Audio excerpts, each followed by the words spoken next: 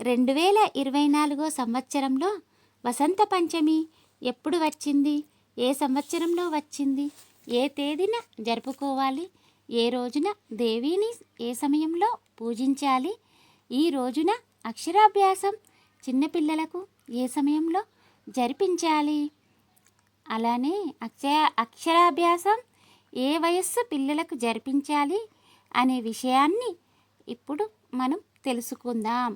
మాఘమాసంలో వచ్చే శుద్ధ పంచమి రోజున సరస్వతీదేవి పుట్టినరోజును మనం వసంత పంచమి పండుగగా జరుపుకుంటాము. ఆ చదువుల తల్లి సరస్వతీదేవి అనుగ్రహం అనేది ప్రతి ఒక్కరి మీద ఉండాలి అని ఈ వసంత పంచమి రోజున మనం అక్షరాభ్యాసాలు అలానే ఏదైనా సరే మంచి శుభకార్యాలు అనేటివి మొదలు పెడతాము. ఈ వసంత పంచమిని శ్రీ పంచమి అని, మదన పంచమి అని, వసంత పంచమి అని కూడా అంటారు.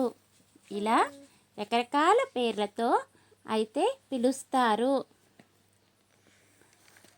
సరస్వతీదేవి అహింసకు ఆదినాయకి దేవి అంటే ఈ అమ్మవారు ఎప్పుడు కూడా తెల్లని కలువలతో ప్రశాంతంగా కూర్చొని తన చేతిలో ఎటువంటి ఆయుధాలు లేకుండా ప్రశాంతంగా ఉంటుంది.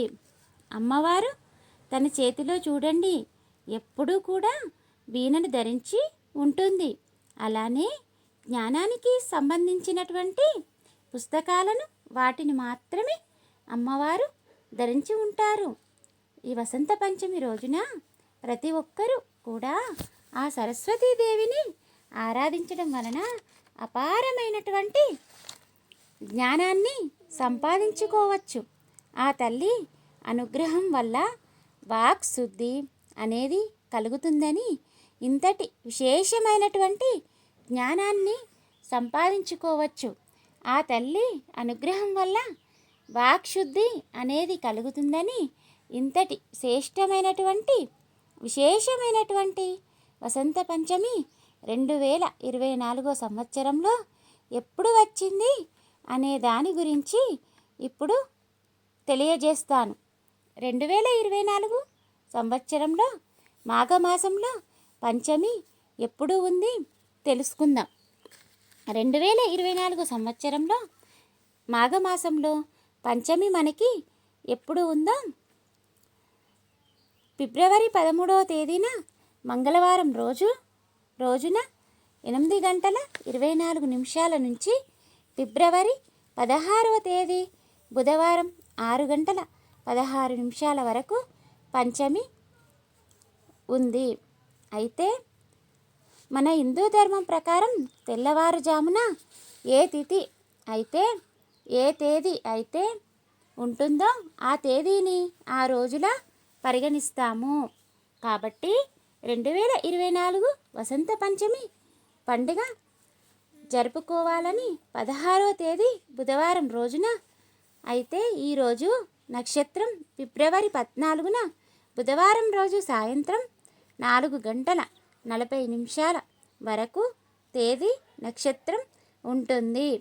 ఈ రోజున మనము ప్రత్యేకంగా సరస్వతీదేవి ఆరాధన, సరస్వతి దేవికి ఏ సమయంలో పూజ చేయాలి తెలుసుకుందాం. కొంతమంది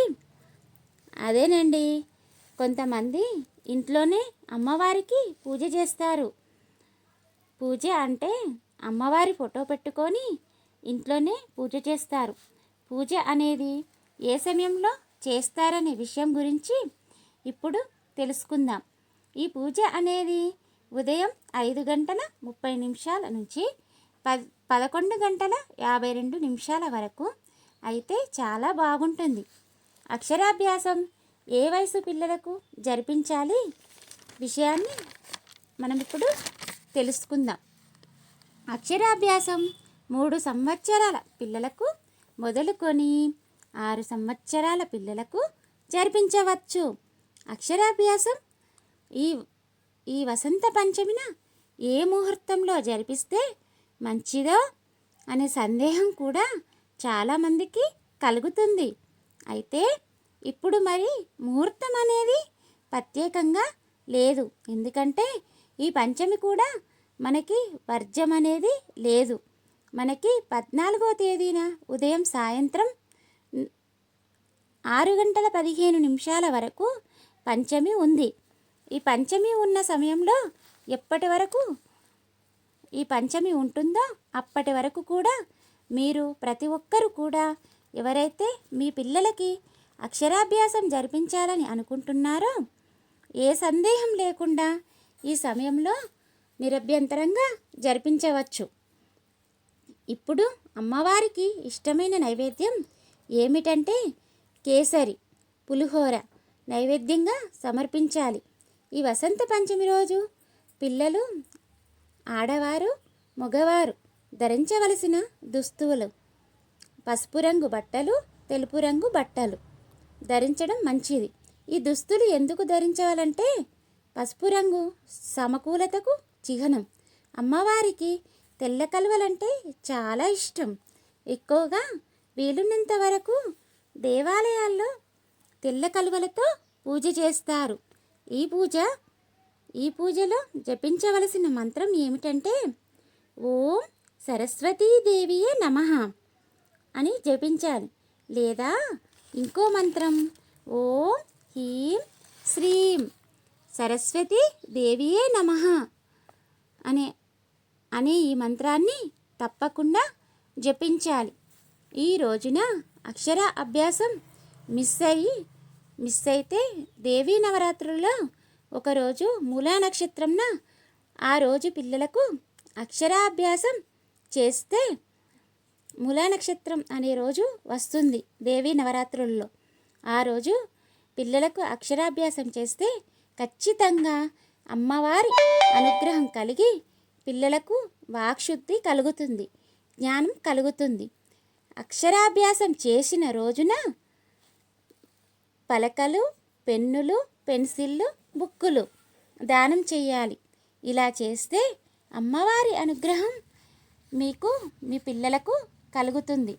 2024 వసంత పంచమి గురించి తెలుసుకున్నాం కదా. మా వీడియో నచ్చినట్లయితే లైక్ చేయండి. లైక్ చేయకుండా వెళ్ళిపోకండి. అలాగే మన ఛానల్ని సబ్స్క్రైబ్ చేసుకోండి. మాకు సపోర్ట్ చేయండి. కామెంట్ చేయండి. కామెంట్ బాక్స్లో ఓం సరస్వతీదేవియే నమః అని కామెంట్ చేయండి ఫ్రెండ్స్.